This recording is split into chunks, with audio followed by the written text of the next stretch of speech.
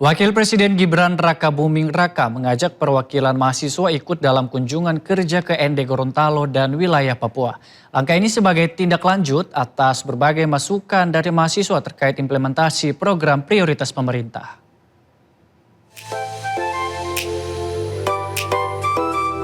Wakil Presiden Gibran Rakabuming Raka mengajak sejumlah perwakilan mahasiswa dalam kunjungan kerja ke ND, Gorontalo, dan wilayah Papua. Langkah tersebut dilakukan sebagai tindak lanjut atas berbagai masukan konstruktif dari mahasiswa terkait implementasi program prioritas pemerintah, di antaranya makan bergizi gratis dan koperasi desa Merah Putih. Ditemani perwakilan mahasiswa, Wapres Gibran berangkat dari Lanut Halim Perdana Kusuma, Jakarta Timur pada Kamis pagi. Lebih jauh, Wapres pun menyampaikan apresiasi kepada mahasiswa yang telah menyuarakan aspirasi secara damai dan memberikan berbagai masukan untuk penyempurnaan program-program pemerintah. Wapres Gibran juga menyebut pemerintah berkomitmen memastikan setiap anggaran yang dialokasikan untuk berbagai program prioritas dapat dimanfaatkan secara optimal dan terbebas dari praktek korupsi. Ya, hari ini kami ditemani beberapa perwakilan mahasiswa. Kita akan berangkat ke ND, Gorontalo, dan juga Papua. Jadi pemerintah berkomitmen untuk terus memperbaiki tata kelola MBG dan koperasi. Dengan melibatkan mahasiswa secara langsung dalam pemantauan di lapangan, pemerintah ingin memastikan pengelolaan program berjalan transparan, akuntabel, dan tepat sasaran sebagaimana arahan Presiden Prabowo Subianto. Tim Liputan iNews melaporkan. Di tengah pro kontra kebijakan pemerintah, sejumlah organisasi mahasiswa yang tergabung dalam jaringan Cendekia Muda memilih jalur dialog. Mereka sepakat untuk tetap kritis mengawal tata kelola program nasional, mulai dari makan bergizi gratis hingga program 3 juta rumah. Forum terbuka di Jakarta ini dihadiri berbagai aktivis mahasiswa nasional. Jaringan Cendekiawan Muda menilai Indonesia saat ini sedang menghadapi tantangan ekonomi global serta masalah ketahanan pangan. Selain menegaskan independensi gerakan, mereka mendorong evaluasi menyeluruh terhadap anggaran program makan bergizi gratis agar tepat sasaran. Pelaksanaan koperasi Desa Merah Putih dan Sekolah Rakyat juga diingatkan agar berjalan profesional tanpa konflik kepentingan. Menanggapi hal tersebut, Kepala BP Taskin, Budiman Sujatmiko, siap menampung aspirasi ini untuk dilaporkan langsung kepada Presiden Prabowo Subianto. Presiden juga Bang? Sudah saya catat. BGRK sudah mengatakan saya akan konfirmasi lagi melibatkan kantin, kemudian saya juga soal beberapa review kan BGN juga akan melakukan review terhadap dapur-dapur yang ada untuk memastikan kualitasnya. Saya kira itu juga hal yang penting. Menurut saya juga adalah yang bagus dan akan melakukan pembenahan ke dalam supaya tidak ada korupsi, penyalahgunaan. Kan tadi kritiknya juga kan kritiknya pada tata kelolanya yang dikorupsi sebagian begitu ya. Pemirsa, program makan bergizi gratis atau MBG sementara dihentikan selama masa libur sekolah. Kebijakan ini dilakukan oleh Badan Gizi Nasional sebagai bagian upaya efisiensi anggaran yang disebut bisa menghemat hingga 3 triliun rupiah. Penghentian distribusi ini berlaku selama periode libur sekolah. Selama masa ini seluruh dapur penyedia MBG juga akan diaudit dan dievaluasi untuk memperbaiki sistem pelaksanaan program. Wakil Kepala BGN menyebut sebelumnya makanan untuk hari libur sempat dibagikan dalam bentuk paket bawaan. Namun kini skema tersebut hanya dilakukan saat siswa berada di sekolah. Program MBG akan kembali normal setelah masa libur sekolah berakhir dengan sistem yang lebih baik dan efektif. Kebetulan kan memang libur sekolah ya, secara formal dari Kementerian Pendidikan menetapkan liburan sekolah 22 Juni hingga 13 Juli 2026. Nah mungkin Ibu dan Bapak, rekan-rekan wartawan belum lupa ya, waktu di periode yang dulu itu di hari Ramadan, di saat libur pun ada sistem pemberian MBG sistem bundling lah dan sebagainya ya. Nah, untuk kali ini kebijakan yang kami ambil adalah kami benar-benar tidak mendistribusikan MBG dengan maksud tadi untuk standarisasi tata kelola operasional, efisiensi sumber daya. Mungkin seperti yang Ibu dan Bapak juga tahu, saya sudah sampaikan pada saat doorstop lalu ya, kami BGN ingin melakukan tata kelola kembali, penataan kembali sehingga mengambil momentum liburan sekolah ini.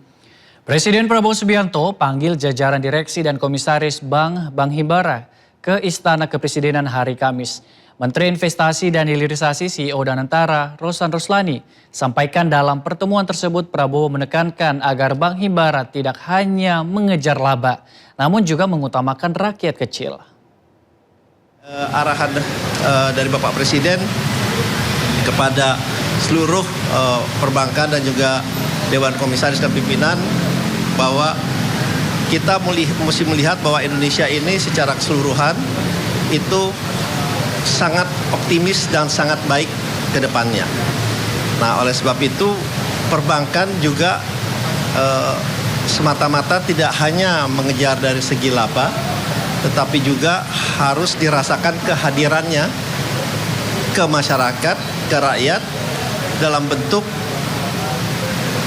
pemberian persamaan kesempatan dari segala lapisan dari UMKM, komersial, maupun korporasi.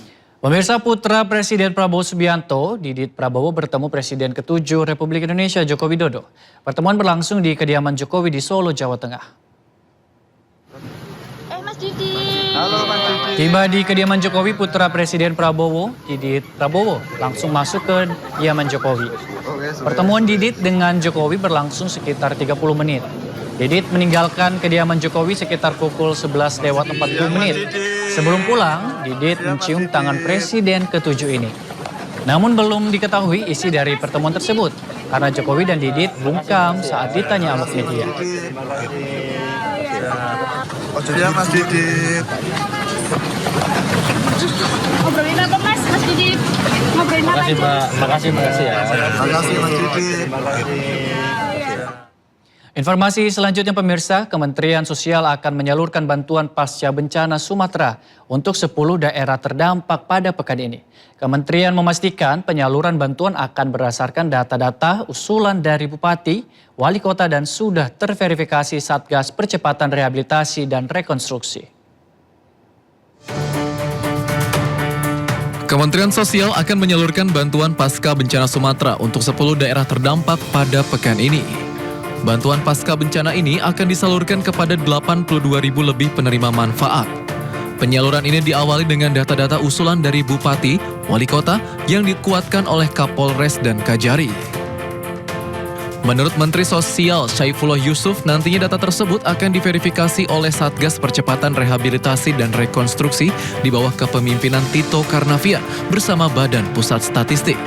Data yang sudah terverifikasi nantinya akan jadi pedoman untuk menyalurkan bantuan sosial. Ini adalah bantuan pasca bencana, mulai dari isian rumah, bantuan pemberdayaan sosial ekonomi, dan jaminan hidup selama 3 bulan. Hampir 1 triliun yang kita salurkan kali ini dan akan kita teruskan jika nanti datanya sudah tuntas untuk kita salurkan pada periode berikutnya. Pasca penyaluran bantuan sosial, Kemensos juga akan melakukan monitoring evaluasi dengan pemerintah daerah agar bantuan-bantuan yang diterima benar-benar dimanfaatkan sesuai peruntukannya. Tim Liputan IDX Channel. Ya pemirsa, kita beralih ke informasi lainnya. Seorang anggota intelijen Polda Daerah Istimewa Yogyakarta ditangkap mahasiswa saat masuk ke kampus Universitas Muhammadiyah Yogyakarta dan viral di media sosial.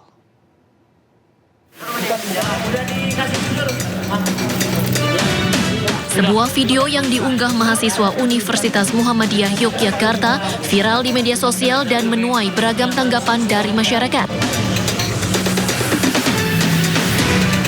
Seorang pria yang diduga sebagai anggota Intel Polda DIY dipergoki sejumlah mahasiswa saat mengambil gambar di dalam lingkungan kampus. Karena merasa kurang nyaman dengan keberadaan anggota Intel yang mengawasi mereka, sejumlah mahasiswa mengamankan pria tersebut. Kalau Intel berkeliaran ke kampus memang saya sendiri tidak suka, ya. Jadi sebaiknya memang kalau mau berbicara, mau berdialog, ya sampaikan saja. Ada semacam permohonan atau surat memanggil.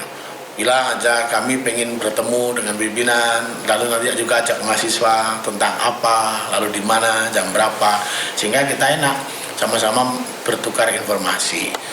Pasti tidak akan nyaman kalau orang dimata-matai, siapapun, baik itu polisi, tentara, masyarakat sipil, apalagi anak muda, mahasiswa. Menanggapi kejadian itu, pihak kepolisian membenarkan jika pria yang ada dalam video viral tersebut adalah anggota kepolisian dari Polda DIY yang tengah bertugas mengawal usai melakukan aksi unjuk rasa.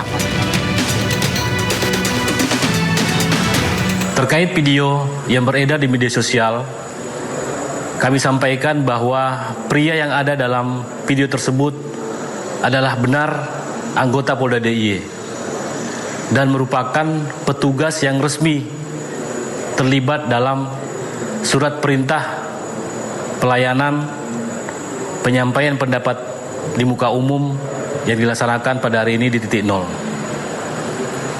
Adapun kehadiran yang bersangkutan di lokasi adalah bagian dari pelaksanaan tugas dan murni dalam rangka mengawal keselamatan peserta aksi kembali ke kampusnya dalam keadaan aman dan selamat.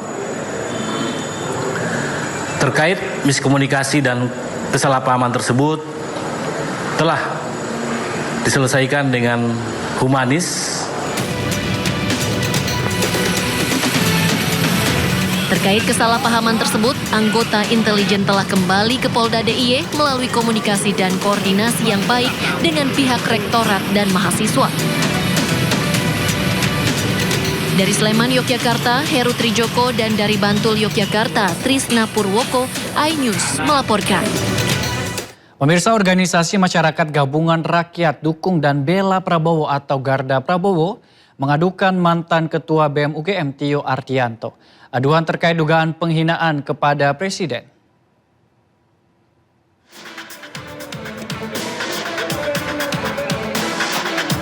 Sejumlah advokat dan tokoh Kamis pagi mendatangi Bareskrim Polri melaporkan mantan Ketua BEM UGM Tio Ardianto.